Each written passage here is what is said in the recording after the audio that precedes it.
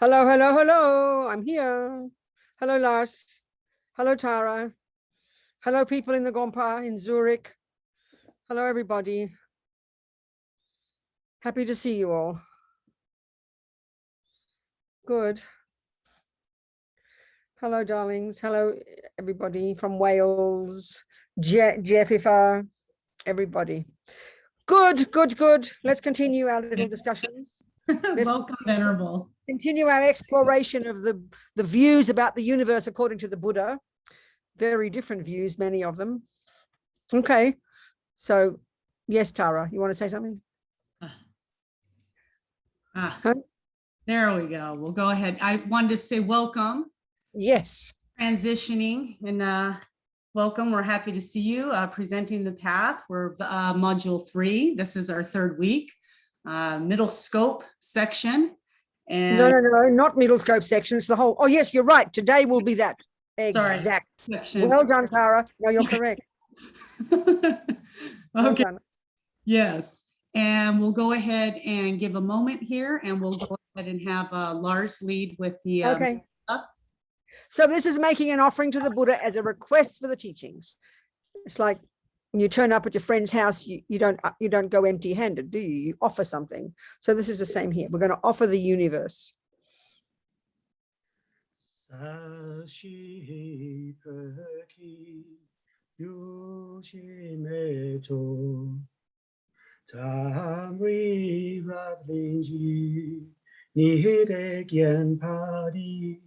Sangye shindu mekche ovagi ruku namda shingla chepak shok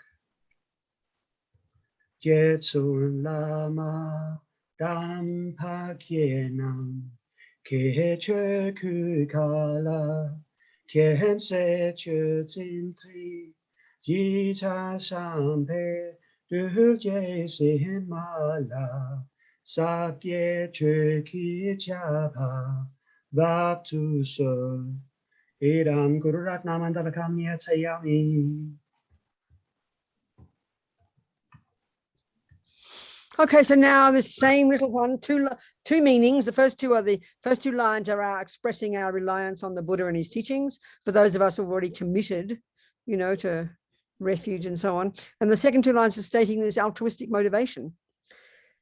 With every millisecond of what we think and do and say sows seeds in the mind. So this marvelous thought here is we're going to listen to these teachings so that we can use the tools that we learn from it to develop our marvelous potential so we can eventually be of benefit to others. That's the plan. Sangye chodang soke chognam la janchu baru dagni kyapsuchi dagi chönyen Gipe sonam ki drola penche sange drupa shog sange chodang choke chognam la jangcho baru dagni kyapsuchi dagi chönyen gipe sonam ki drola penche sange drupa shog sange chodang choke chognam la jangcho baru dagni kyapsuchi dagi chönyen gipe sonam ki drola penche sange drupa shog.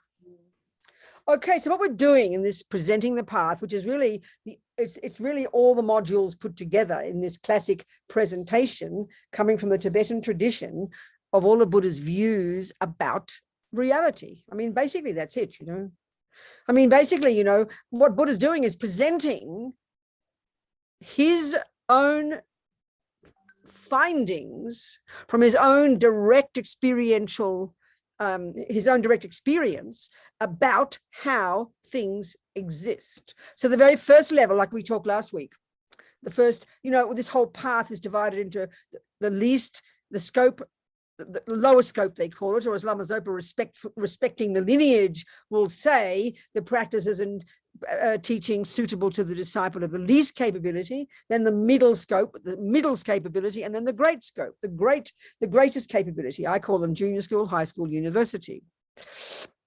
And another way the analogy is that the wisdom wing and the compassion wing. So the first and second scopes are the wisdom wing, and then there's a compassion wing, how to help others. The first lot is how to help develop our own qualities, and then we continue to work on our mind in the compassion wing so that we're capable of helping others.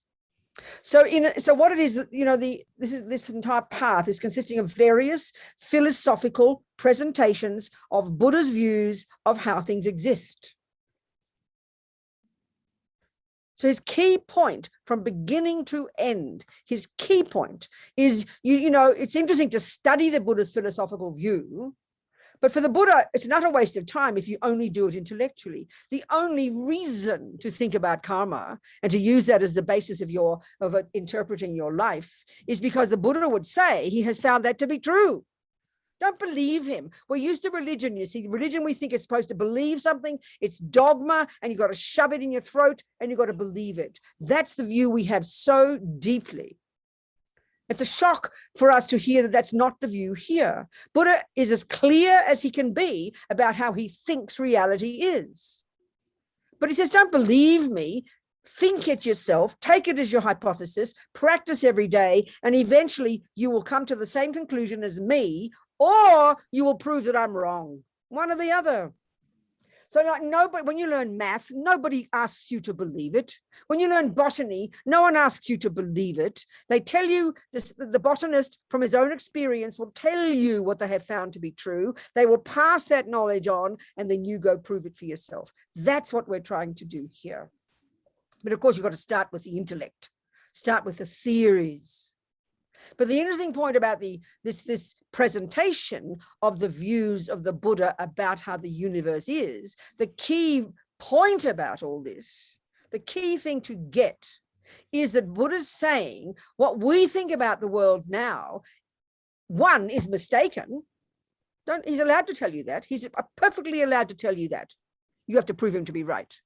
But the problem with not being accurate is that that's why you suffer. This is the point that's so fascinating for the Buddha. The extent to which we don't know how things exist, the extent to which we don't understand why suffering, why happiness, the extent to which we don't understand what the mind is the extent to which we suffer. That's the point.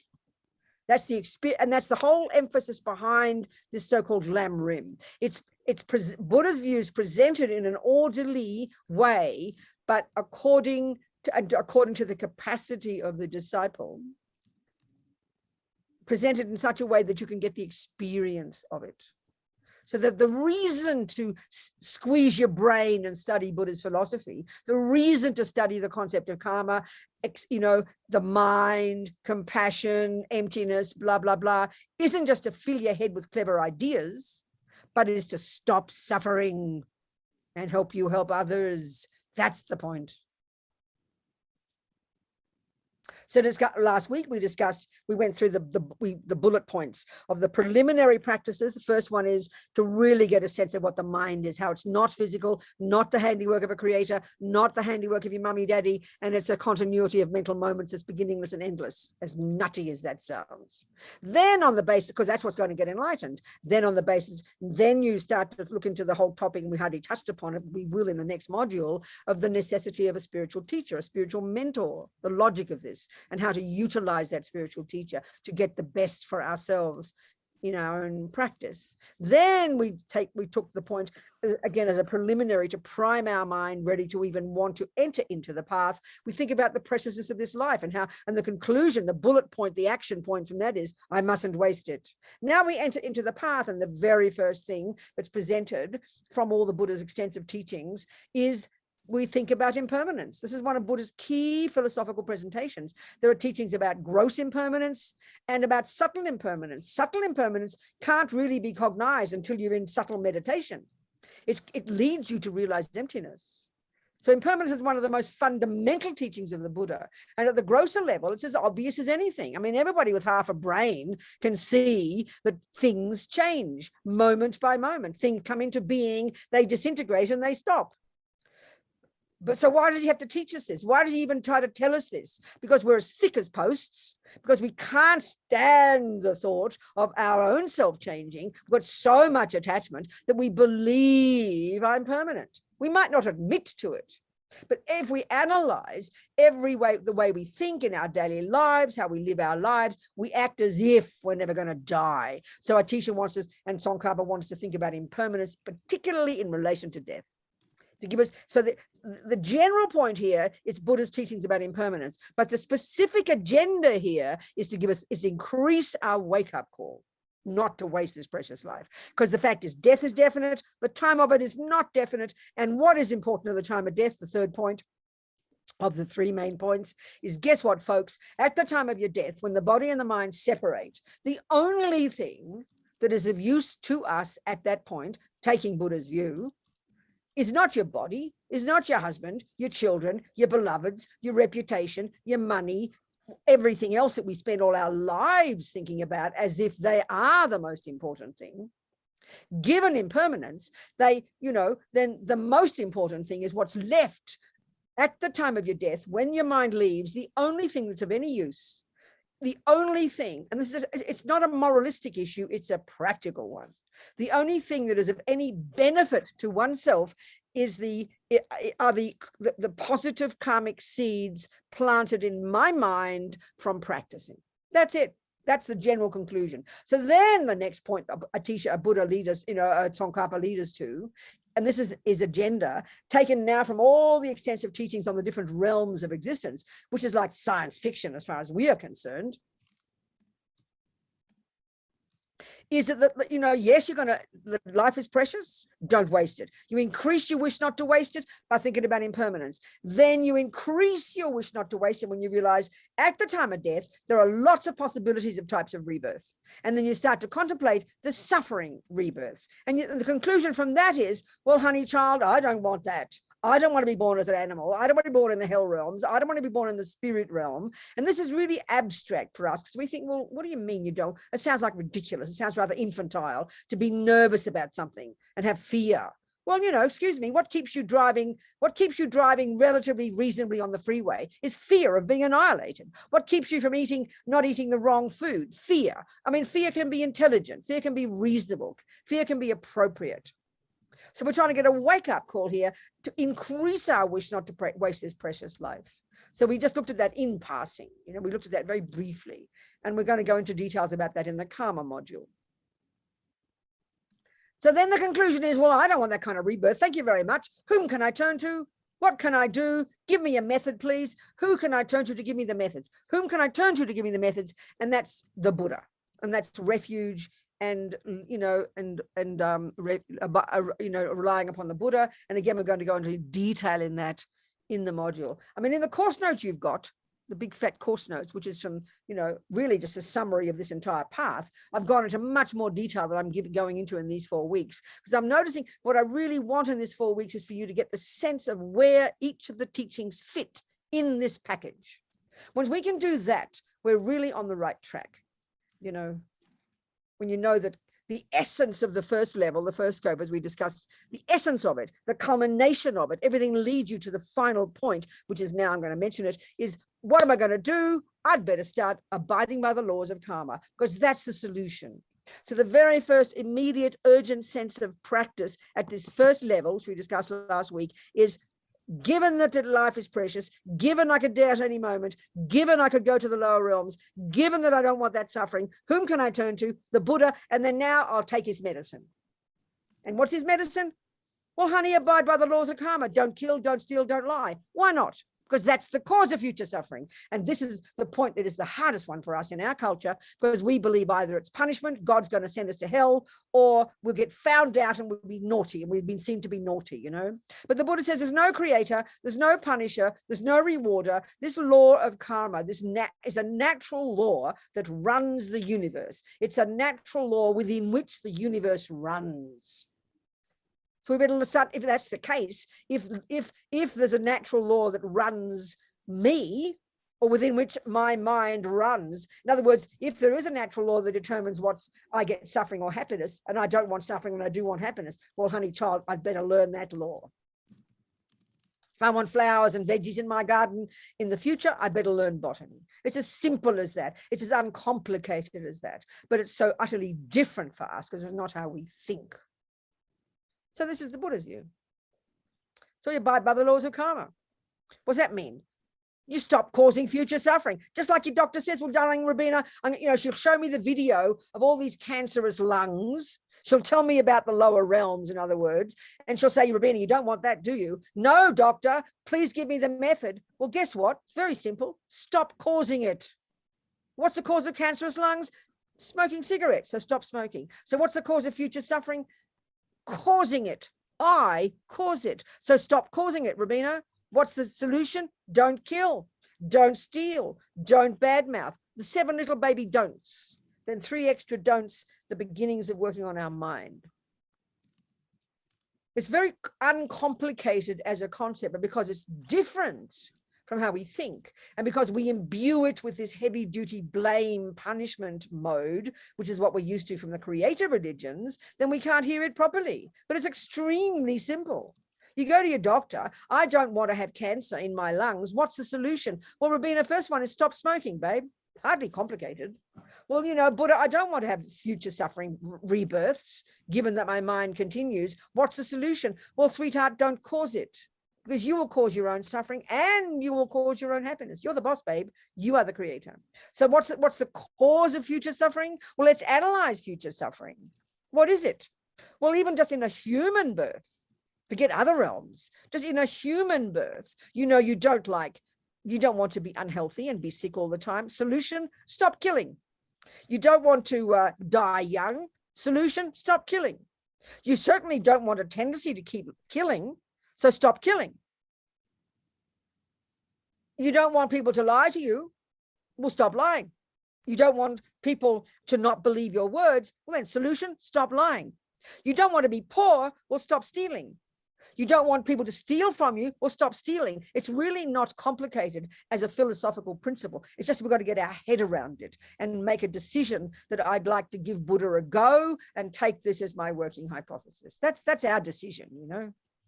But you've got to get rid of this punishment guilt drama. This is so utterly irrelevant. But this takes us time because we're imbued with that view now. And that's, don't blame your Jewish mother or your Catholic mother for that. It's a function of ego grasping. It's a function of these delusions to have this dualistic view of being a naughty girl, and I want to be seen as a good girl, and I want to be rewarded. Well, there's no one going to reward you except your own actions. Virtue has its own rewards, as my Catholic mother used to say.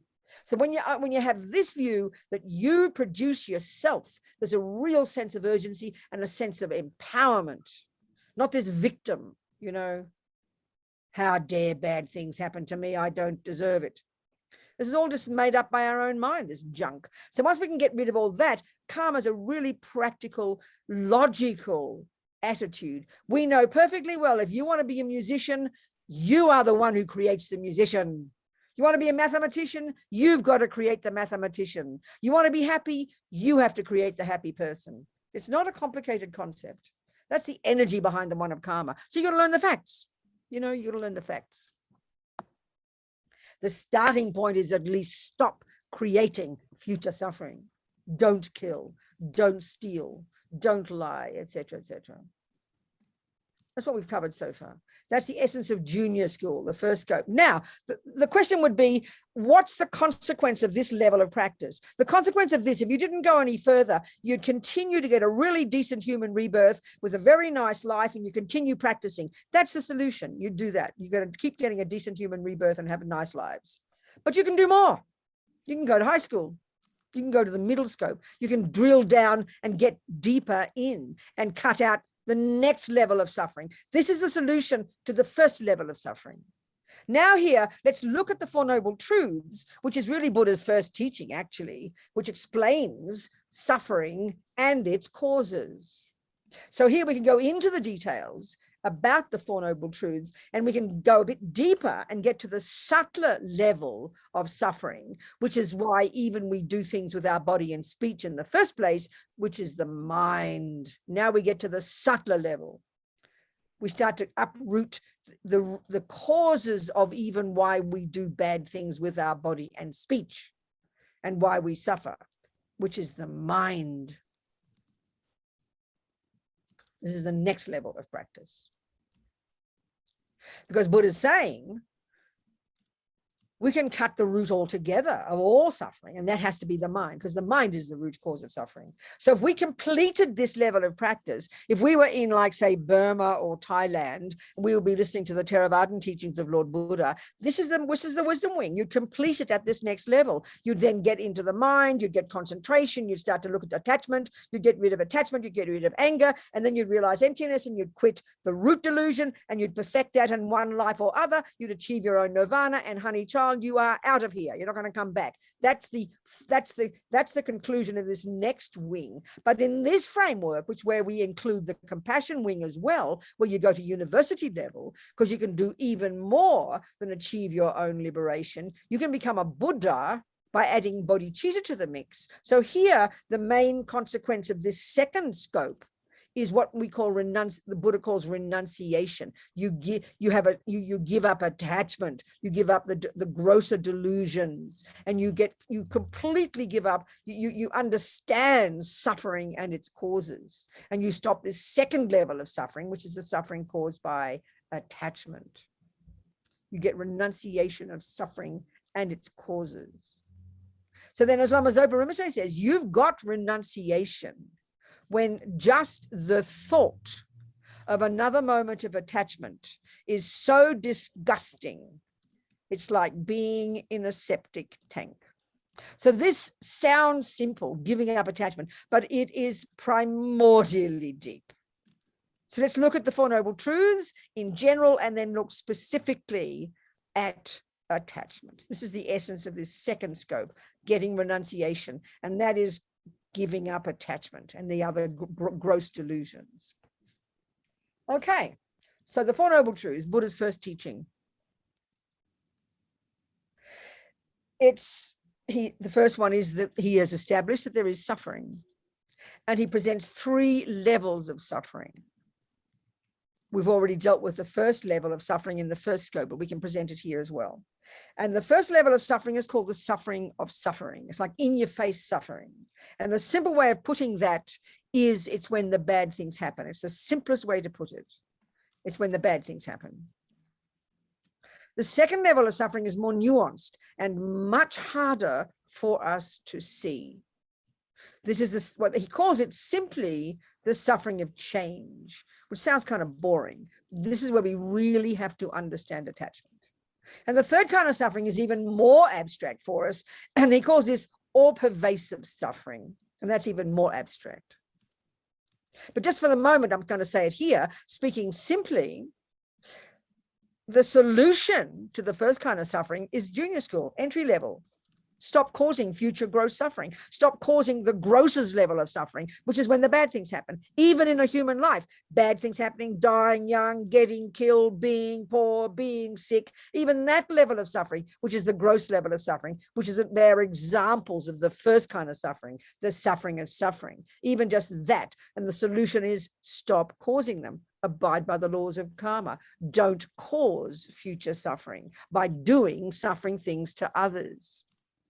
That's a simple one. And that's not mentioning, and we're going to go into this, the broader view of the grosser level of suffering is actually referring to the lower realms. And this is kind of weird for us, you know. So we'll discuss this in a second. So then the second kind of suffering in the daily life, in a human life, would be actually when the nice things happen. This is really shocking to us, which is what we call happiness. So what we mean by suffering is when the bad things happen. That's the Buddha's first level of suffering. When what we mean by happiness, this is unfortunate, is what Buddha refers to as a subtler level of suffering. That's when the nice things happen. This is heavy duty for us. So what we're going to try and understand today is how what we call happiness is nothing other than a subtler, more nuanced level of suffering. When we understand this, we really begin to understand Buddha's view. And this means we have to understand attachment. So we give that up by the second scope of practice, what we're doing today.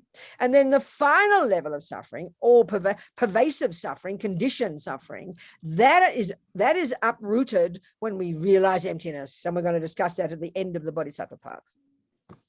So there are 3 levels of suffering, the first noble truth. Suffering of suffering, suffering of change, or pervasive suffering. And today we're going to deal with suffering of change. That's the middle scope. The second noble truth is, guess what, folks? There are causes of suffering. So it's pretty evident, isn't it? If you've got a problem, which is called suffering, if you like, you've got to first identify the problem precisely. And that's what the first noble truth is about, identifying precisely what Buddha means by these three levels of suffering. You have to first identify the problem. If you can't identify the problem, you can't go any further. How can you possibly find a solution? But you also can't find a solution until you've identified the causes of the problem. This is so clear. You might be able to identify the problem, but if you haven't identified the cause, you will never find the solution. That's pretty obvious, isn't it?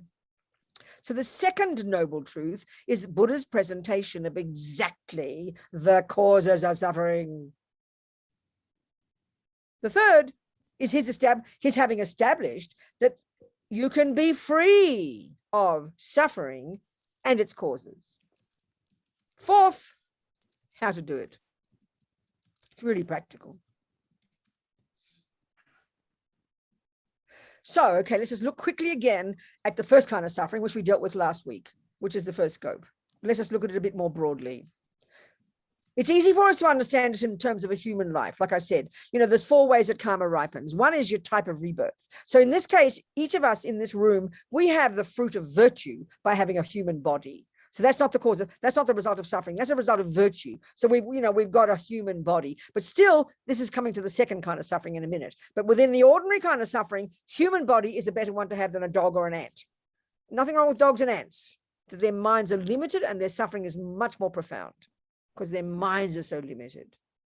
So we've got a human life, which is the fruit of virtue. Now, within that human life, this is what we mean by suffering, isn't it? It's when the bad things happen, especially the kind of karma called experiences similar to the cause, which is when bad stuff happens to you, or environmental karma, which is when you get sick and things like that. These are the ones we call suffering. Getting sick, people being mean to you, being poor, no one liking you, no one believing your words, getting fired, not to mention getting raped, etc., etc., etc. That's called experiences similar to the cause and environmental karma. And each of those experiences is the fruit of particular negative actions you did in the past that are now ripening as that fruit. You are the cause of it. Very simple.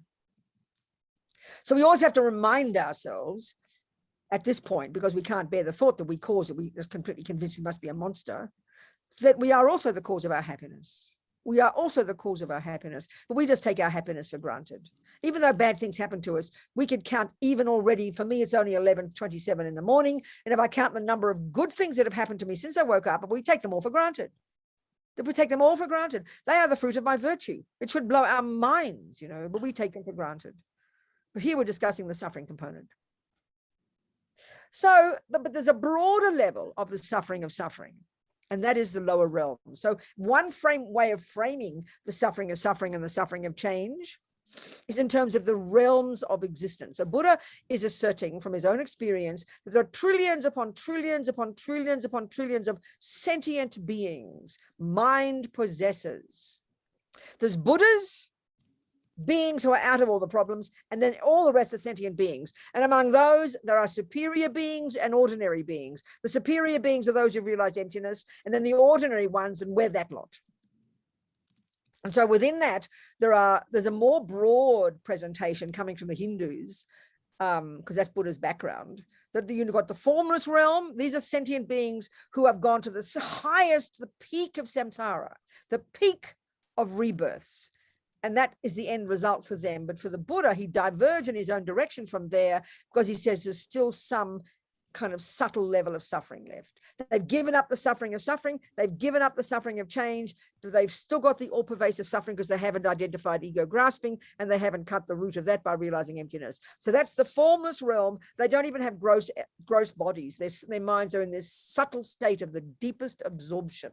And for them, that's the end result. But for the Buddha, they're still in samsara.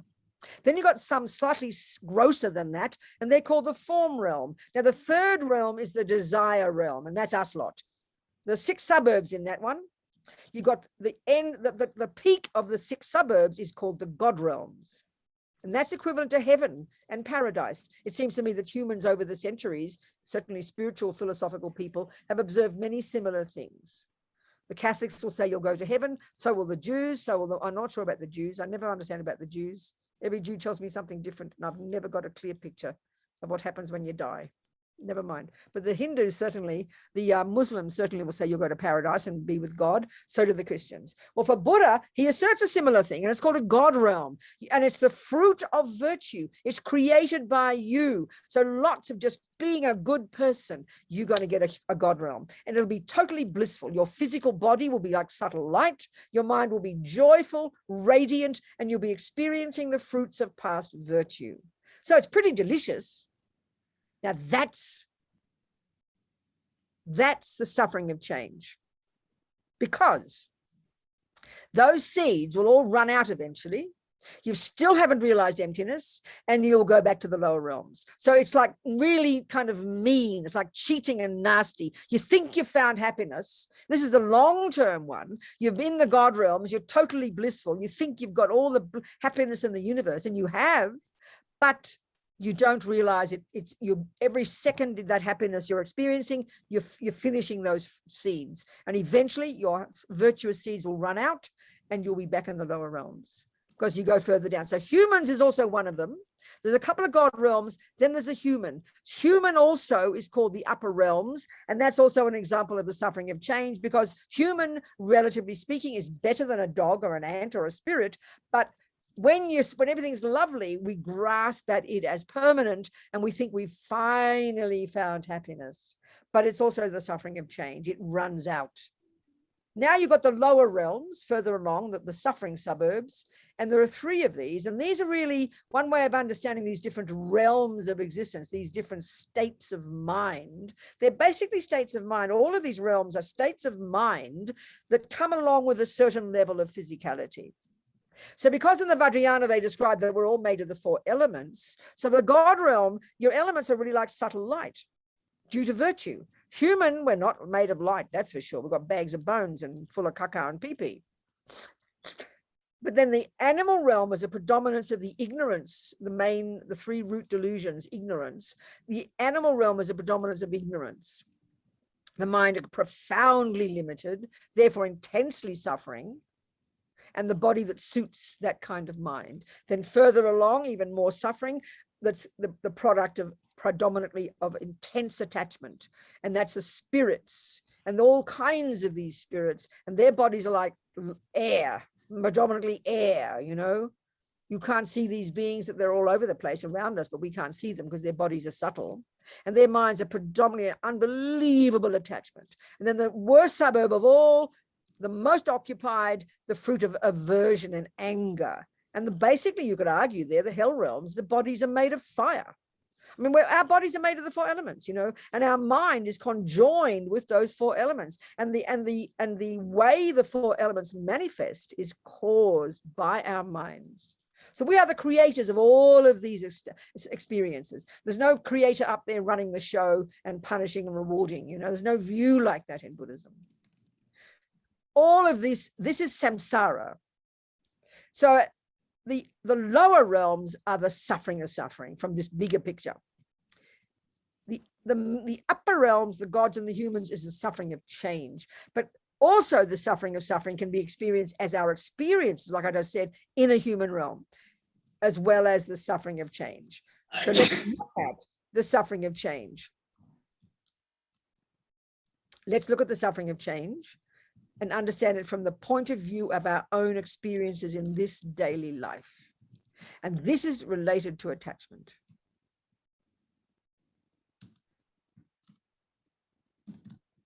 So what's attachment? Effectively for the Buddha, it's the main source of suffering in daily life. The root delusion, of course, is the cause of all suffering. But this effectively is the cause of our suffering in daily life. And we will never in a million years get this view that Buddha calls renunciation. We'll never understand suffering and its causes until we have understood attachment. Because attachment is the source of all the other delusions. Ego grasping is the source even of attachment. But aversion, for example, and the other delusions are all the result of attachment. There's like a hierarchical relationship between these states of mind. And this is not how we talk in modern psychology, that's for sure.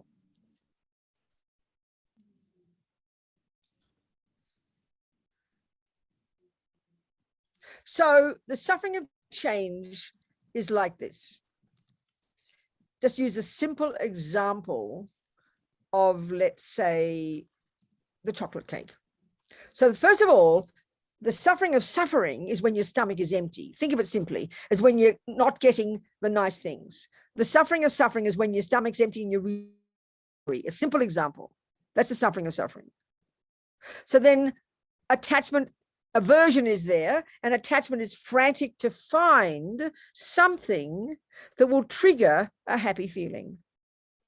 We all desperately want happy feelings. And the method we use to get happy feelings is to get an object of attachment. Okay, I'll give the example, then we have to really drill down and describe the different states of mind that are involved here. Because in this module, we need to understand the different states of mind, which we did in module 1.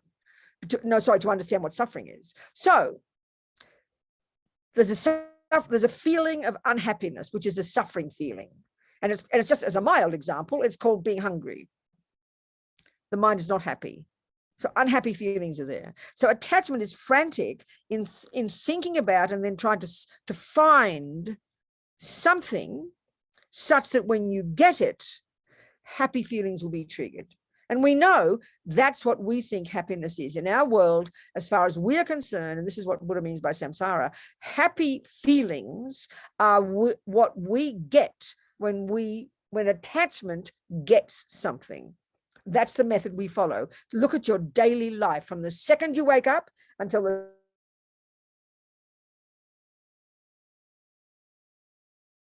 unhappy feeling, like it's too cold. The first thing you do is, there's an unhappy feeling, you want a happy feeling. Attachment's job is to, the hunger, the emotional hunger to get a happy feeling. So then the solution is put the heater on. You're hungry, so you're hungry. So you're going to find the solution. So then you think, aha, chocolate cake. So then you get up and your attention and intention, all these bits of your mind, all the mechanics, work, memory, you go to the cupboard, open the lid, there's the chocolate cake. And all the time attachment is doing this job of first thinking about the cake and believing when I get it, I'll get happy. Then it does all the manipulating and the expecting, and it's all building up in the mind. This expectation is building, this expectation. And the other parts of your mind and your body get the cake, it's on the table, and then and all of it is focused on getting that cake in this hole here. Not this hole, not that one. We know which hole it's supposed to go in. And all of this attachment is single-pointedly focused on this emotional hunger of not enough happiness, craving to get that object. Not even the object is the point. What really the attachment is wanting is the happy feeling that you're expecting that will come when the cake meets the mouth. And the fact of the matter is, it does trigger a happy feeling. You can't argue. Buddha doesn't argue. And this is where it's so tricky. So of course we believe the cake is the cause of that happy feeling. It's a pretty direct relationship. There's a miserable feeling before the cake is in the mouth, and then there's a happy feeling when the cake is in the mouth. So we naturally deduce the cake is the cause of happy feeling. Buddha says, this is the tricky bit. You're not wrong. It does trigger a happy feeling. But what happens is this, because attachment is so primordial, even when you get that first mouthful, which is definitely very delicious and it definitely triggers a happy feeling, the tragedy is attachment is still not happy. Attachment is still dissatisfied. The main energy of attachment is constant dissatisfaction. So even though the cake is the best delicious cake on the planet and the taste, the deliciousest feeling is arising, attachment is frantically still not happy. And already as you're eating the first mouthful, attachment is hungry like a vampire, expecting the next mouthful. This is the tragedy of attachment, but we don't notice it. So in other words, we believe this, so divine cake, and already as you're enjoying it, the dissatisfaction is still frantic and you can't wait to get the second mouthful, convinced that an even happier feeling will come. But this is the analysis we have to do. If we looked at this experience and tracked it carefully, we will then assess that second mouthful, the feeling of pleasure is actually slightly less. But the tragedy is attachment is even more dissatisfied. So you think the third mouthful will do it. And then you're still not satisfied, and you think the fourth mouthful will do it. But what's happening is the dissatisfaction is actually growing, and the pleasure is diminishing. So what are you getting by the fifth piece of cake? You want to vomit, you feel disgusting, and you feel totally dissatisfied, but you forget. And by tomorrow, once you've been to the toilet or once you've vomited, all you can think of is the cake again, but you totally forgot that the actual thing that caused you to vomit, the actual thing that caused you to feel really distressed, is the cake. This is the suffering of change. And this is how we live our lives, never paying attention, and wonder why we all go mad. This is quite subtle. So we're all junkies, basically. I mean, anybody who's not a junkie, I mean, from the actual point of view of being an alcoholic or a heroin addict, you can observe an alcoholic and you can see exactly this process. And you can see, you mean they think that's happiness? You can see how grotesque it is. I mean, this should be so much compassion, but we are all junkies. It's just a question of degree and a question of the object. And that's the analysis we have to do. So it's really quite subtle. It's really quite subtle. It's hard to see it. And it's painful to even want to see it, because we don't think we have any option. We think, well, give me a break, Buddha. What am I supposed to do? How can I get happiness? But this is the point. He's saying, you know what, folks? I have found a method for you to get unbelievably joyful, blissful feelings, which we are soon going to discuss. I have found a method to get unbelievable happiness, unbelievable joy, unbelievable blissful feelings, and I'm not exaggerating, that won't change into the stomach, which is the full stomach. He's found a method. That's all he's telling us. And what you'll get that when you've given up attachment. So basically he's saying, you people think that happiness, happy feelings, are what you get when you get what attachment wants. No, no, no, no. Happy feelings are what you get, what you end up with, that won't change into unhappy feelings. Happy feelings are what you get when you've given up attachment. That's Buddha's method. Of course, it's difficult. Who wants to stop being a junkie? It's horrific to be a junkie. We are all junkies. But this is so shocking and brutal to talk like this. But this is Buddha's analysis. I mean, we think mentally ill is down over the other end of the spectrum. Over there, people are mentally ill. Over there, people are junkies. I'm a normal person. But we're all junkies. We're all neurotic. We're all deluded. We're all attached. We're all crazy. We're all up and down like yo-yos. We're all never satisfied. So, of course, we've got to be skillful according to our own capacity, you know. But to understand it first theoretically is quite profound. And then slowly, slowly you chip away at it, work away at it. It's not that easy. It's extremely difficult. This is just the suffering of change. Forget about the all-pervasive suffering, the subtlest. So now, before we go on further, about attachment, more about attachment, we've got to understand the mind, which is why we talked about it in module 1. So here, like we've been talking, the mind has got the positive, the negative, and the neutral states. Speaking simply, okay, there's much more nuance than that, but still it's an easy way to look. And if we look at the negative ones, attachment is the example of this neurotic, deluded misconception that isn't always causing me to be dissatisfied, that is always looking for something else to get me to be happy, that is, you know, always expecting, manipulating, always dissatisfied, always looking for something more. And also, it's also attachment's a cause of all the, is also, it manifests in multitudes of ways. And attachment also is conceptuality. This busy mind, always thinking about this and thinking about the past and thinking about the future and only this and only that, when I get this and when I get that.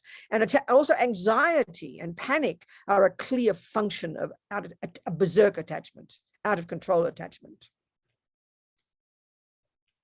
And then you've got aversion. So these are so intimately linked, you know, they're almost like they're mixed together. They're so subtle. And all the other delusions like arrogance and low self-esteem, and then the variations of attachment and aversion like depression and so on. Then you've got the virtues, which are our saving grace, wisdom, intelligence, kindness, generosity, forgiveness. And then you've got the third category, I call them the mechanics. And these are the one I want to talk about here. And this is what's most fascinating. When we can begin to understand this and distinguish this from attachment, we're really getting somewhere. So, okay, in that category of the third category that are neither negative nor positive, but which are crucial states of mind, there's one group that's called the 5 always present states of mind. And any one of these missing, you'd be completely insane person. So one is called intention, which is almost the meaning of karma. Intention, there's every millisecond of our existence, intention is there running. And it's I will, it's volition. Doesn't mean good intention, that's motivation. But I will, volition, it's there every millisecond. It drives everything we think and do and say. If there were no intention, we would do nothing. Then there's attention, you home in and you go into one particular thing. Then there's discrimination, which is the ability, brilliant, every second, to discriminate between this and that. It's happening all the time. And then there's feeling. Now, this is the one that I want to talk about. This is fascinating, I tell you. Feeling is neither good nor bad. And it's not the way we use in our culture, where you think of, emotions. It's not equivalent of this at all. Feeling, you've only got 3 kinds. Pleasant feelings, unpleasant feelings, neutral feelings. That's it. Pleasant, unpleasant, and neutral. Forget the neutral for now. They're valid, but just forget those, okay? Now, another word for pleasant feeling is a happy feeling. Happiness. Now, our trouble is we're so addicted to believing the cause of happiness is the event, the cake, the person, that we actually conflate the event with the happy feeling. So when I say, please tell me about your happiness, I will tell you about the event. I will describe the cake. I will describe the handsome boyfriend. That's a complete mistake.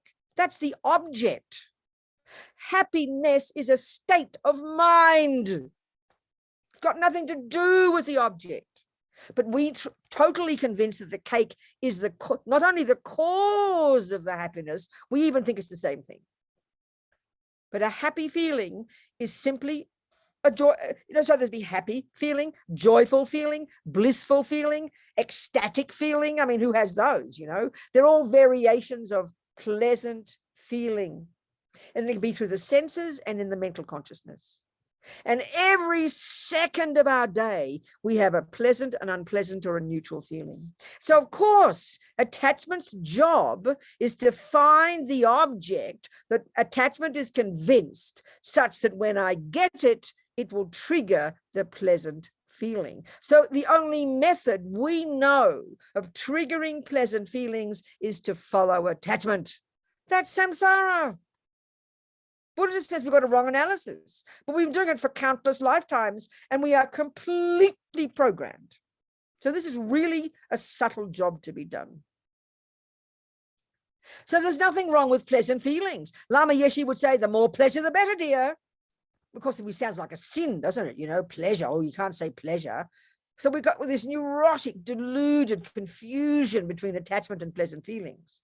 Because you see, the only way we know how to get pleasant feelings is by having the cake, having the boy. And if we can't get the boy, then we fantasize about the boy. We're pretty good at doing that. We live in this we live in fantasies most of the time. We think of the food all the time. We think of the boy all the time. That's a sign of attachment, is when it's not there, you're thinking about it. Because you can't get the thing, so you live in a fantasy world. You live in fantasies. If you're addicted to sex and you can't get the boy, then you live in your head having fantasies about sex. It's the next best thing we can do, isn't it? Craving it constantly. My friend in prison, in Kentucky, one of my friends, Mitchell, who's a Buddhist, he said about this fellow I know, he said, Rabina, he thinks of torture all the time. Can you imagine the nightmare for his mind? Due to past karma, wants to torture people. That's how he gets his pleasure.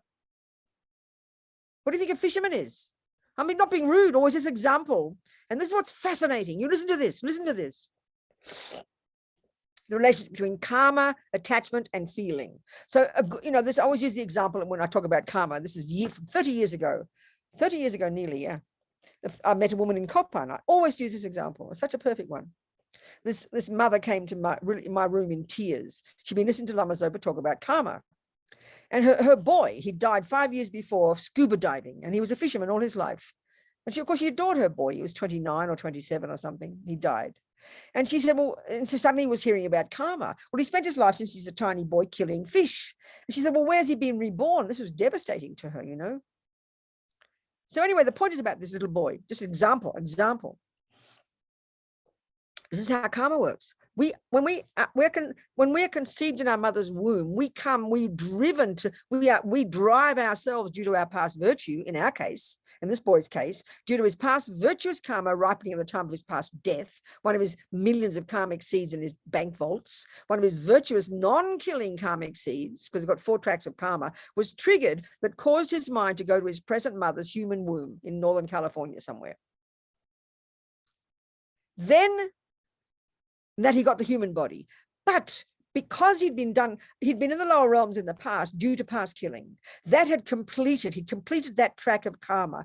But he hadn't, and this is the tragedy, and this is why living in vows and purifying are such fundamental practices. He hadn't purified all aspects of that killing, and he still had the residual results of killing left over that caused him to be reborn with a tendency to kill. This is the tragic one. If you live in vows and purify, you purify that aspect. Like he got a human body, he'd finished the lower realm suffering, but he still hadn't purified all aspects of killing. So he was born, 1, with the tendency to keep killing, and 2, eventually to die young, which is the experience similar to the cause of killing, which we think is the worst one, but the worst one is having the tendency. And look at most humans on this planet. They've got a human body. They won the lottery, but they continue to kill. This is the worst tragedy of all, because you haven't purified all aspects of the killing by vowing not to do it again. So this little boy, a little human being, he didn't think about fishing, and one day someone took him fishing. He was 5, I don't remember what. So what happened is this. Suddenly, meeting the condition called fishing triggered the memory. It triggered the karmic seed of past killing. It was like a memory. Suddenly, so what happened is this. The karmic seed is there. He meets the condition. It triggers the karmic seed, the tendency to kill. And then next millionth of a millisecond, intense pleasure arises in his mind. So the extent of the habit to kill, in his case, is equal to the extent of the pleasure. I remember reading about one, I always quote this guy. There's an Australian journalist, he's dead now, Robert Hughes. He was the arts writer for the Time magazine in America. We're in America. You aren't, you're in Europe. I don't know, I'm confused where I am half the time. Anyway, he was an amazing writer, and he was totally in love with fishing. He talked about the first time he went trout fishing, it was like a cosmic experience. Well, this is the point, and this is the tragedy. He said it was like, so meaning the enormous level of pleasure he experienced was triggered upon meeting trout fishing, which arose because of the intensity of his past habit to kill that he hadn't purified. So this little boy, he doesn't know anything. None of us know anything. We're just like the little lemmings, So he sees fishing, intense pleasure arises because of the ripening of the karmic seed to kill. So the next millisecond after pleasant feeling, attachment kicks in and paints the most divine picture. I mean, the divine picture for that man of the trout fishing, the feeling was so intensely joyful. And then the attachment made it look like the most, as he said, a cosmic experience. So this is the point. This is the tragedy. So of course that little boy, not to mention Robert Hughes, were convinced that the cause of the pleasant feeling was the killing of the fish. No. This is the tragedy. The killing of the fish was just the catalyst, unfortunately, for a pleasant feeling because of the habit of having done it with such pleasure, with such intention for so many lifetimes. This is what keeps us paralyzed in samsara, because it's literally an incorrect analysis. The reality is, and this is the tragedy, any second of any pleasure whatsoever that you ever experience, any moment of happy feeling, is the fruit of a past virtuous action. So basically, we've got these bucket loads of virtuous seeds in our mind from past virtue that will ripen as a pleasant feeling. But the tragedy is, because of our mess of being in samsara and attachment, we get that pleasant feeling as a result of doing a negative action, like killing a fish or torturing or even just eating cake. So we, excuse me, I'm going to swear here, we piss our virtuous karmic seeds down the toilet.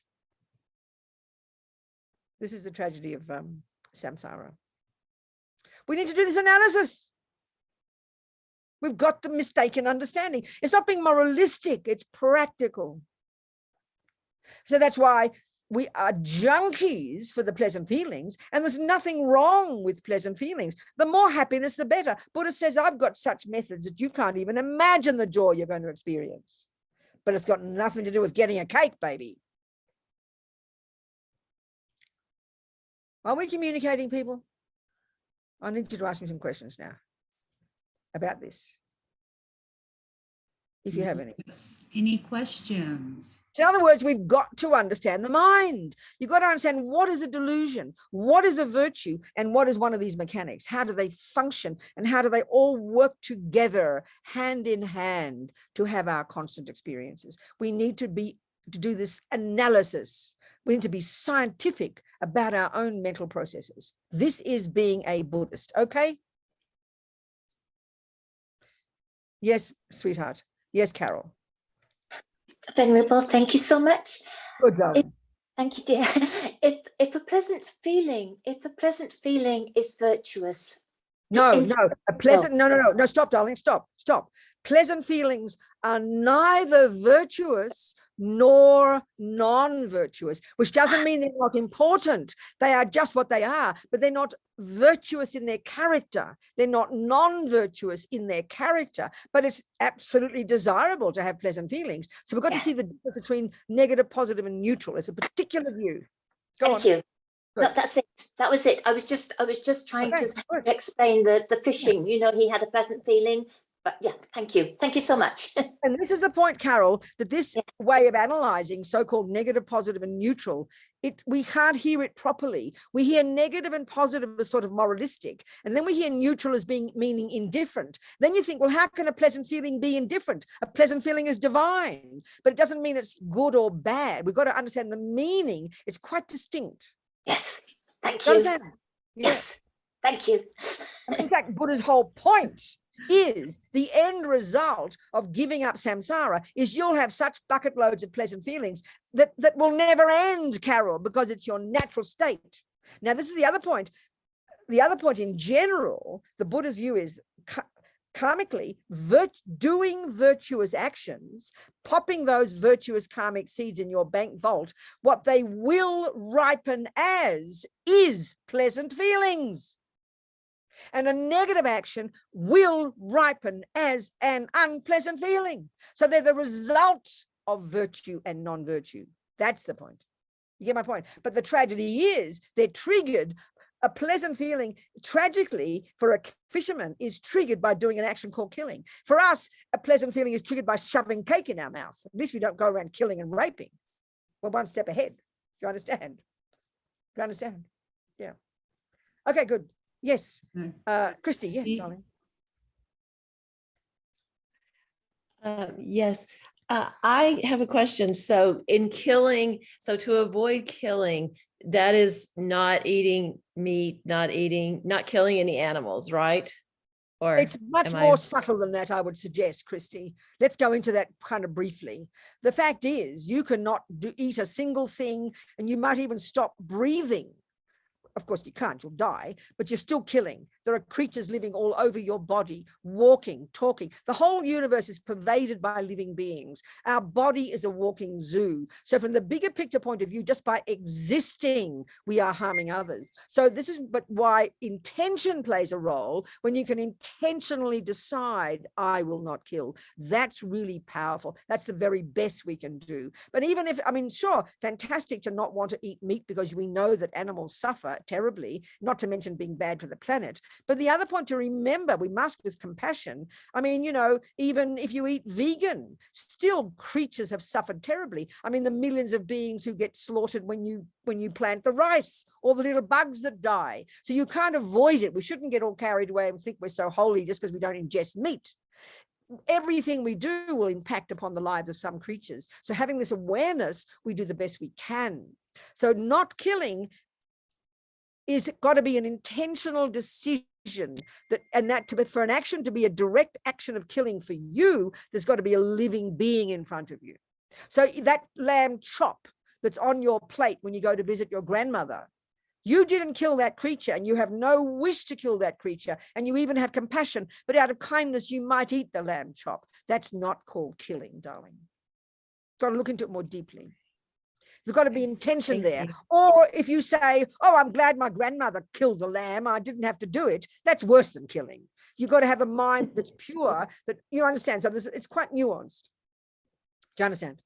Thank you. Okay. Yes, Thank you, ma'am. darling. Thank you. And not just eating meat. I mean, silk. What do you think silk is? I mean, the way that these little silkworms, they're in their little cocoon. And so we can get a long piece of silk. We boil the little thing alive so the silk doesn't get broken when the little silkworm leaves its little cocoon. So it's quite already monstrous. Leather belts, shoes. I mean, the number of other beings that get killed and slaughtered just for human consumption, not just food, you know. So we've got to be very conscious and be very aware and try to do whatever we can not to harm sentient beings.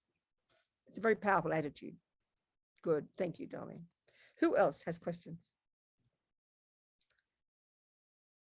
So this whole one of, yes, who is that? Michelle. Yes, Michelle. Hello, sweetheart. Talk to me. Yes, hi. So I have a question about karma. Yes. How quickly can karma ripen? Is there like a time aspect? There is exactly. Yeah. The stronger the action, most of the time, this is what's fascinating.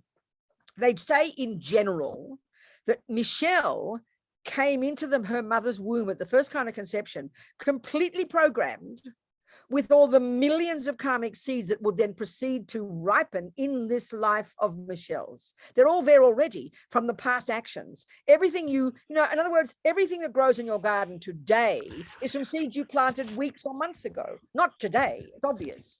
But there are some actions we do that are very heavy, good or bad ones, that can bring a result quite quickly. But most of the things we do now, I mean, for example, you think of killing. Let's say you kill an ant today. So the karmic results of of killing any creature is 1, you get reborn in a suffering realm. 2, you get a tendency to kill. 3, you get killed. But none of those things will happen immediately, and that'll all ripen in future lives. You understand? So most karma, you plant the seed, and they take time to ripen. But some very intense actions, good or bad, can ripen more quickly. So it is quite complex. Of course, it's timing. Of course, it is, and it's a natural law. So you have to learn it. You know. Yeah. Do you understand? Yes. Thank you. Okay, good. Yes, Samuel. Samuel, yeah. Yes, please. I have a question about karma. A little bit far away. Get closer to the mic or do something. I can't hear you so well, darling. Remote. About karma. That's better. Yes. Good. So I've heard that the karma leading to rebirth in the God realm is more virtuous than the That's karma right. leading to rebirth in the human realm. Okay, in a simple sense, the amount of exactly right. I'm going to answer. So the amount, Okay. what that means is this: the amount of happiness, happy feelings in the God realm, because your mind is more subtle and your body is made of light. Then it's like heaven. The happiness will be incredibly blissful. So that is the fruit of past virtuous actions. But the reason that the Buddhists would say that it's better, nevertheless, it's still better to be a human, even though the experiences of joy as a human are not nearly as delicious as being a god, because in a human realm, you can access your intelligence. You're not so overwhelmed by the joy. You've still got your common sense, and you can learn, you can work on a spiritual path and use your intelligence to understand it all and to get rid of the suffering. So it's a better rebirth from the point of view of not being more happy, but being, you've got access to intelligence. If you're so blissful in your daily life, you can't see that you're still suffering. But in a human body with intelligence, you can learn to assess it more clearly and analyze it and to practice. Does that make sense, Samuel? So that's not true, that the more virtuous the karma, the better is the result? That is true. That is definitely true. But the human rebirth is better in terms of the spiritual path. It's better only because you got access. Okay, in order to understand this, you've got to understand, let's just say, use an ordinary example of a person in a human birth who's got the fruit of a lot of past virtue. They're rich, they're famous, they're beautiful, they're having joyful feelings every minute. Can you imagine that?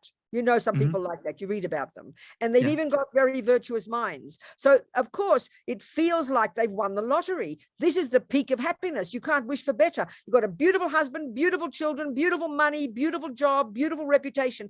Tick the boxes. Everything is the fruit of virtue. But because you think that's the peak of it, because you think you've won the lottery, you don't realize that it's running out, and that it will eventually, when all the seeds run out, you will end up with suffering again. That's the suffering of change, Samuel. So when you're caught up in so much happiness, you can't see that. But if you, as a human who've got a bag of bones, not a light body, you've got enough suffering in this life to remind you it's not so divine. You can access your intelligence, and you can be reasonable, and you can analyze it, and you can practice a spiritual path to stop all the suffering. Does that make sense? Still not. So say it again. What's the problem? What's the problem? Karma is responsible for the good feeling, and the better the karma, the better the feeling that ripens. That's exactly right. But the best feelings are not conducive to spiritual practice. Precisely. That's right. So once you realize emptiness and you've cut the root of all suffering, Samuel, you will have joy all the time, but you will no longer be in the thrall of all the attachment and the drama. You'll be out of the problem. Your bliss will be free. Your bliss, because you're also full of virtue. The trouble is, when you have lots of joy, you're also very self-centered, because you've still got ego grasping. So the joy is marvelous, but if it prevents you from seeing things reasonably, because you're so captivated, you're in serious trouble. You can't see the problems, because attachment, you see, is also there, and it exaggerates the deliciousness. It exaggerates, and then you think it's permanent, and then you think, aren't I so lucky? I'm finally in heaven. I've found happiness. But you're not realizing that every second, this is the point, every second you're having that happy feeling, it's the fruit of a virtue, but you don't realize it's the fruit of a virtue. You think it's permanent. You just think you're lucky. Come on in. I've got a visitor. Who is it? Come on in, come on. Oh, good, you're very kind. My curtain is open. I'm just giving a talk. Come on in. Do I have to sign something? No, you're a sweetheart. Thank you. Thank you very much. Just tell me your name. Robina. Thank you, ma'am. Thank you, darling. Bye. Thank you. I'm sorry, all my curtains. Thank you. Bye-bye. Excuse me, the postman. Okay, darling. So then the thing is, Samuel, when you're getting pleasure and you're in samsara still, which means you haven't realized emptiness, that means every time you get pleasure, we can see that we get so captivated by our pleasure, and because we've still got ego grasping, and because we think it's permanent, we grasp at it, and then we get this hubris of thinking, aren't I lucky? It's a bit like you've got a garden full of vegetables, Samuel. Your garden is full of vegetables, and listen to this, it is the fruit of all your past work, but when you get those vegetables in this life, you forget that you planted them, so you take it for granted, or you think, oh, aren't I lucky? You eat up the vegetables every day, and you don't plant any more because you just think it's all permanent and delicious, and then one day your vegetables run out and you suffer again. So when you've got all that pleasure and you don't understand karma, and you don't understand how things aren't permanent, and you don't understand emptiness, then you're in trouble. But honey, if you understand emptiness and understand impermanence and understand karma, more pleasure the better, dear honey child. Go for it. You get my point now? Okay. Good. Okay. So nothing wrong with the pleasure, but we've got to remember impermanence, karma, and emptiness. Then you'll have the more pleasure the better, dear. And that's why in Tantra, the most advanced level of practice implies renunciation, bodhichitta, and emptiness. And then you can work with that level of energy very effectively. It's the quickest path. Very good point you're making. You with me, Samuel? Yeah. Good. Yeah. Well done. Thank you so much. Excellent questions. Thank you. We Yes, had Kim. Kim. Yeah. Yes, Kim. Good, darling. Talk to me. Yes, Robina, thank you for taking my Good, darling. question. Yes. I have taken refuge, but I Yes. have not had the opportunity of taking lay vows. Okay. Mhm. So does that negate the benefits of my No, morning? darling, it doesn't. I mean, it doesn't negate anything. It just means when you do take vows, it gives you an extra level of kind of powerful practice. Because when you're living in vows, 24 hours a day that you're keeping the vow to not kill, not steal, not lie, Mhm, you're ticking over more virtuous karma. So it's an extra skillful level of practice. Yeah, Okay, for sure. and how does one take vows these days? Online, it's fine. Where do you live, darling? Where do you live, Kim? In Wisconsin. Oh, okay, so we can do it we do it online. I mean, when I'm going to be in Zurich in January, and one of the sessions is we will do refuge there, and that'll be online, so we can do it online. You can be part of that if you like. Absolutely, Okay. Kim. In February. Yes. Any chance of doing it through the center in Santa Fe? Of course, I mean, there is a bit, I have a reluctance to do it in Santa Fe, Kim, because Geshe-la is the resident teacher and he's very conservative and he doesn't want to do it online. So it's a bit, I'd rather not do it. It's not good protocol for me to go ahead and do it. Okay. I mean, it's permissible. It is permissible if he doesn't want to do it. So maybe when he's not there, it might be appropriate. It's just kind of protocol, how we work with things. And I mean, if the center asks me and Charmaine wants me to do it and we've checked up it's appropriate, and if Geshe-la doesn't mind, because he doesn't want to do it, then we will certainly do it as part of the center. Okay. Definitely. We'll see how it Okay. goes. All right. Thank Good, you. Kim. We'll be in touch. Thank you. Thank you so much. Yes, yes. Somebody else. Real quick, Carol, did you have a question? And then we have Barbara. Good. Okay, Barbara, talk to me. Then Barbara. Yes, sweetheart. Hi, Venerable Robina. Thank you. Good. Back to the gentleman that is in prison that thinks about torture all the time. Well, I can't see. That- I can't find where Barbara is though. I can't see your face. Wait a minute. I just want to see you. Here you go. I see you now, darling. Turn Yes. your Yes, screen. yes. My dear friend in prison. Go on. Yes, that's right. Yes. So he came to this life programmed with a tendency to torture. Yeah, from having done it in the past. Oh. Probably as an animal baby. Look at animals. I mean, this is so shocking. This is so sad. So if he met the Dharma, then he could understand that and maybe get out of that Well, that's all of habit. us, isn't it? I mean, look at us with our habits to eat fish. I'm sorry, our habits to eat food, habits to like pleasure, habits to watch Netflix, habits to watch video games. Look at all of our actions. They're all driven by attachment. We mightn't torture people. We mightn't kill fish. That's what the extra level of negativity is, where we harm others. At least we don't harm others. We're harming ourselves, though. That's the whole point, to try and give up these habits. Of course, darling, of course. Of course, sweetheart. But at least one advantage for poor old this fellow, he might be thinking about it all the time, but at least he's not able to torture people. At least he's not doing any more torture. I mean, his friends on death row wouldn't put up with it. So at least he can't do it. So that's why with your pussycat, let's say, she loves to eat the mice. When you put a bell on her neck, she still wants to kill the mice, but at least she can't kill the mice. So she doesn't have a complete action of killing. So this is where all of us, that's why we've got to first control our body and speech and don't follow the delusions. That's the point, you know. The first level of practice is all about not harming others because they're the heaviest of the negative actions. This level of practice is about controlling the source of that, which is the delusions, all of which harms us, you know. Do you understand, Barbara? I do. Thank you. Thank you, Venerable. Thank you. And this is where living in vows and purification are these brilliant techniques that put atomic bombs under the habits. The habits mightn't go away overnight. I mean, look at us with food, you know. I mean, most of my life I've been attached to food. Here I am nearly dead. you know, still thinking about food when it's not there. It's sort of very old habits, you know, so you can understand it, you control it, you live with it, you tell yourself to shut up. Just these old habits deep in the bones of our mind, you know. At least we don't want to kill and steal and rape and lie. That's the point. That's why the first level is control the servants of the mind. Get some discipline. At least don't do actions that harm others, because they're the heaviest actions that'll harm us in the most brutal way. Then we can get to high school like here and start working on the delusions themselves, which inform the body and speech. This is the next level of sophistication in our practice, you know. This is the main component of how to get renunciation. Any more questions, sweethearts?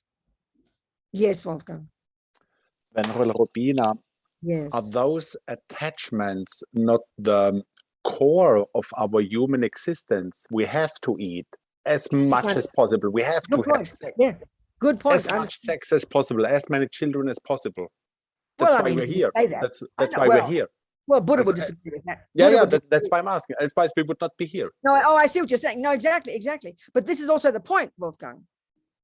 This is where, when we understand we've got positive states of mind. So in your relationship, you know, your relationship with, let's say, in your case, a wife, there's not only attachment runs it, but there's also love and compassion and kindness and generosity, and they're our saving grace. And that's really, so then the first level is we have to distinguish between the attachment and the love, distinguish between the delusions and the virtues. This is what's meant by this level. So then, given the fact that you're in this life and you've got a wife and children, then yes, indeed, you have this karmic responsibility to these people, but that's going to be following love, following compassion, and they will counteract the attachment, and then karmically will bring you all the virtuous results.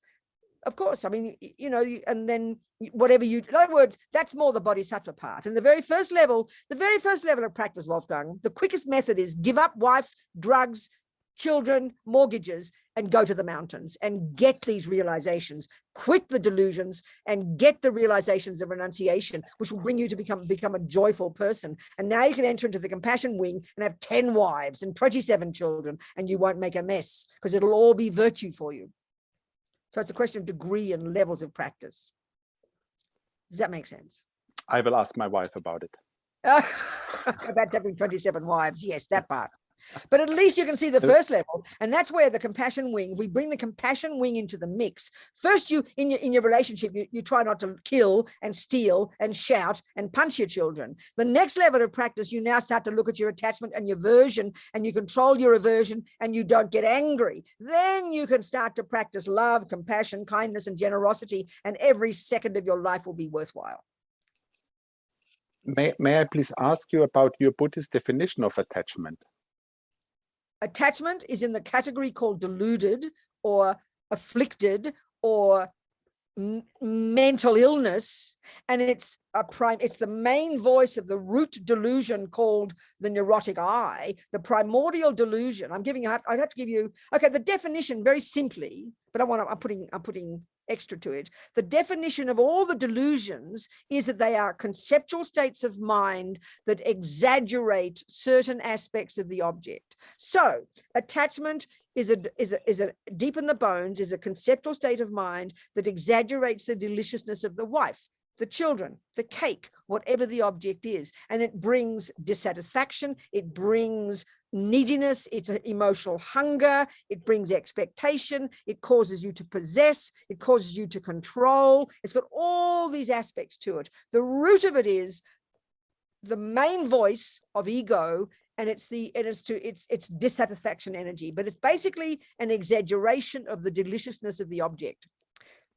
And then aversion, which is the response when attachment doesn't get what it wants, is an exaggeration of the ugly aspects of the object. So if you're my boyfriend, I'm in love with you, I've got attachment, you'll look divine. And then when you cheat on me, I will have anger towards you, and now you'll look ugly. So all these delusions have a key function of exaggerating.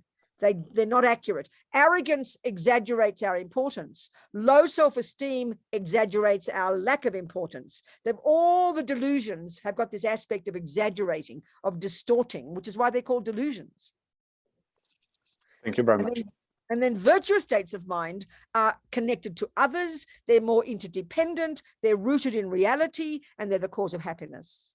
That's the major difference between the delusions and the virtues. So right there, distinguish between attachment and love is not that easy. Love, if you say you love your child, that means you've got wisdom, you see their qualities, you want them to be happy, and you can also practice tough love. But if you're mainly attached to your child, the child will look divine, it'll be all emotional and neurotic, and they will be able to twist you around their little finger because you're as blind as a bat, because you don't see them properly. You just see this divine object that you think you possess.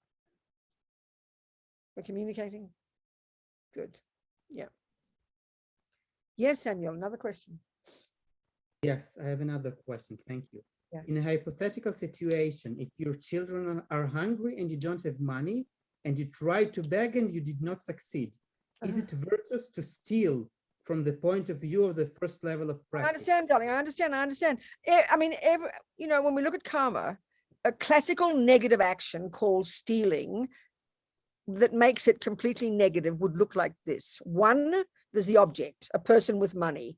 2, the 2 parts, the mind involved. 1, the intention, I will steal, and your motivation, greed. 3, you do the action. 4, the result, you get the money. That's a classical negative action of stealing. Now, you can have 27 variations of that according to the situation. You could do a negative action with some virtuous motivation. So that will mitigate the action. The motivation is the crucial thing. So of course, that would mean you could even kill with a pure motivation. That means you still killed, but the negative karma wouldn't be so severe. So the motivation is the crucial piece. Are you with me? Yeah, but are we communicating? Yeah, but is it allowed? Is it recommended? No, okay, now very good. I knew you'd say that. And that question, Samuel, comes from the assumption that there's a boss who's going to punish you or reward you. There is no view like that. It's not a question of being allowed. Buddha's not the boss. You're allowed, Samuel, to do what you like because you are the boss. But given that everything you do will bring results to you, you'd better be careful about what you do. Allowed isn't the point. It's a natural law. But is it recommended to steal to give food to your children? Of course it's not. No? That's not the point. It's not a question of being recommended, Samuel. It's too fixed. Every millisecond of what you think and do and say is a seed, will plant a seed in your mind. So given that, you'd better learn to know this law so you can know that you don't want to create negative karma. Why would you want to sow negative seeds in your mind? You don't want to. So you do whatever you can do to mitigate that. It's up to you. That's the only way to answer it. It's like, am I allowed to drive at 250 miles an hour to bring my children to the hospital? Of course you are.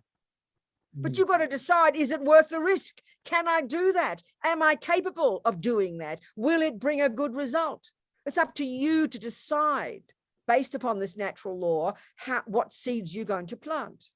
So you could argue, if you're a bodhisattva and you have no ego whatsoever, of course you can steal because it's only done with the purest motivation, but you've got to know where you're at. So if you're lazy and you're greedy, but you pretend you're doing it for the sake of your children, you can't fool the natural law called karma. It'll be diluted. You understand? Yeah. Good. Thank you, Nell. That's very helpful, Samuel. Who else, people? We've got 10 minutes to go. 10, 11. Yeah, look, it's gone like a dream as usual. 8 minutes to go. Come on, darlings. Michelle. Yes, Michelle. Yes, Michelle. Yes, I have another question that's been on my mind for a while. If someone comes to you and asks for advice, how can I prevent from giving like advice that is driven by my attachment? So how can I prevent it because I don't want to harm the person with my advice, but I know that I have attachment, and I also am not I haven't completed the wisdom wing. So I mean, no, Michelle, I understand, darling. You can't be perfectionist. You can only give somebody help according to your capacity. So let's use the example. Let's say you're a doctor and you've only studied for 1 week, and I'm a patient. You can't just give me an advice that you think will work and then you end up killing me. That's plain ridiculous. You can only give me advice according to your capacity of wisdom. Come on. That's why we have to know our own minds. So if the best you can do is give me a Band-Aid, give me a Band-Aid. But to pretend that you know how to cut out my cataracts and you end up cutting out my eye, thanks a lot, mind your own business. You've got to know your own capacity, baby. This is the fundamental point. But our trouble is with compassion. Our compassion is mixed with so much attachment. We're all eager beaver to run around being a good girl. And half the time we make a mess with our advice. So mind our own business. That's my own experience. Yeah. That's so right. I sometimes try to help people, and then if I think about it afterwards, and I was like, that was more my attachment than my compassion. Don't be too hard on yourself. There's going to be attachment there, but if you've got some confidence, but half the time, darling, we don't have to run around helping it. Just love people, be kind to people. Let a person tell you their problem and don't feel you've got to give them a solution. They've got to find the solution, but love them, encourage them, give them kindness. 90% of the time that works, I tell you. But we're sort of addicted to thinking we've got to solve the problem. Come on. Yeah. That's attachment in itself. Yeah. Yeah. Thank you. Good, darling. So, okay, the essence of what we're doing today, the essence of what we did last week was put all these preliminary little practices that prime your mind to get to the actual point of the first scope, which is to abide by the laws of karma. That's when you actually start to practice. All the previous points are kind of to prime your mind to get you ready to want to abide by the laws of karma, which means stop creating your future suffering. That's the point behind karma. Now we're drilling down, and now we're getting to the root of the problem, which is the delusions that inform the negative actions. And from this, we get incredible wisdom and real sense of what suffering is and its causes. And we give up this subtler level of suffering by understanding attachment, by understanding these different states of mind. And really we become so what's the consequence of this level of practice? You're going to become more subdued, more disciplined, more fulfilled, more content, more happy, more wise. You are the beneficiary of this, And this gets us ready to move into the compassion wing, where we can now continue to realize, oh my God, the whole world is in the same boat. How can I help others? I mean, we just touched upon a bit of the renunciation one, but this is the essence of this level of practice. This is where we start to be our own therapists. This is where we start in our daily life.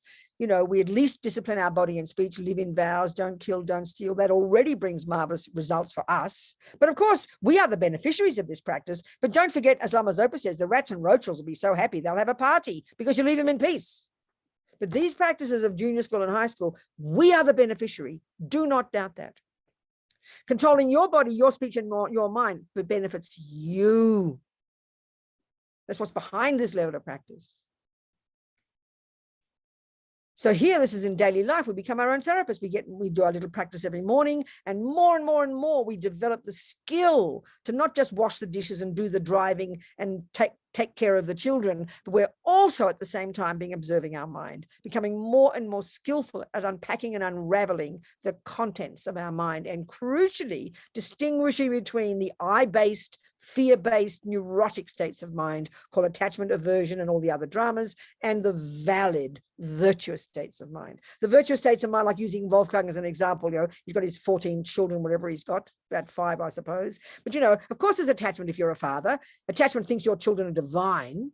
You adore them, except when they're shouting, I suppose. But you've got love mixed with it. So we've got to distinguish between the love and the attachment. And we all know a wise parent can say no. Go to your room, and they know it's based on compassion, not just based on attachment.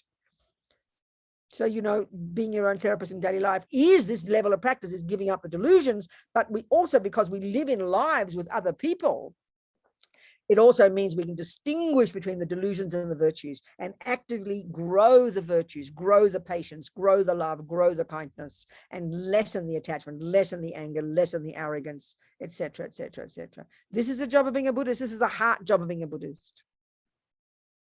This is the essence of the middle scope.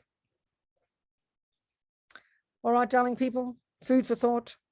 So, I mean, I go into much more detail in those big fat course notes. So read all that, and I'll go into more detail about these points, you know. I must have talked even faster back then. I can't get over how much I covered in just that weekend. It's just a weekend course, that book, but there's so much there. I can't even talk that fast anymore. I don't know what happened. Old age. All right, darling ones. Keep moving, keep practicing, keep analyzing, keep looking, keep checking, and keep having confidence.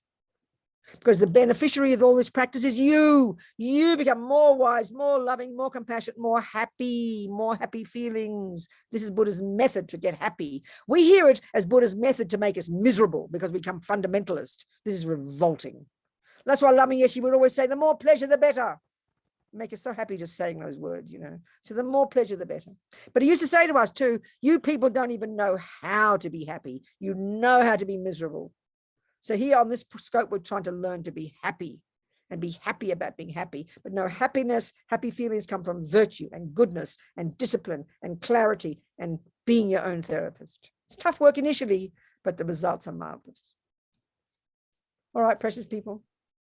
John Chup Samtok Rinpoche, Ma Ke Panam Ke Guchig, Ke Panyam Pa Me Pa Yang Gong Ne Gong Du Pa Ba Shog.